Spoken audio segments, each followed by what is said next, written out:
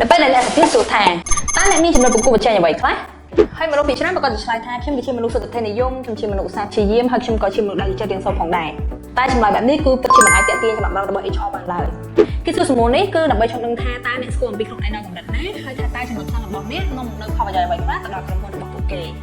បើចំណុចសំខាន់ដែលត្រូវផ្ដោតទៅលើនោះគឺមានដូចជាទីមួយនោះគឺចំណុចខ្លាំងដែលស៊ីទៅនឹងតួនាទីការងារទីពីរនោះគឺបញ្ជាក់ប្រាប់ពីលទ្ធផលជាក់ស្ដែងហើយទី3នោះគឺបង្ហាញពីសមត្ថភាពរៀនសូត្រនិងឥរិយាបថរបស់អ្នក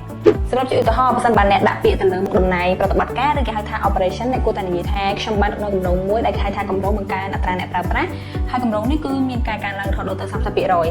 ហើយនៅក្នុងគម្រោងនេះផងដែរគឺខ្ញុំបានគ្រប់គ្រងទៅលើការ design ហើយនិងការបង្កើត content នៃខ្លួនឯងផងដែរ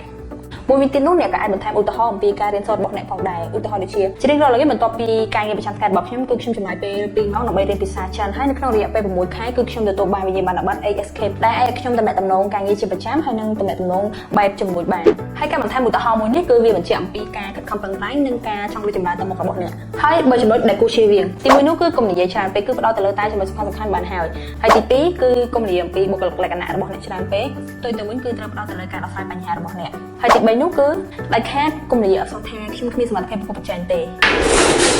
ជាចុងបញ្ចប់គឺត្រូវធ្វើយ៉ាងណាដើម្បីឲ្យអ្នកសភាអ្នកជឿជាក់ថាសមត្ថភាពរបស់អ្នកឥរិយាបថរបស់អ្នកហើយនិងលទ្ធផលរបស់អ្នកសមនឹងទទួលបានការងារមួយនេះ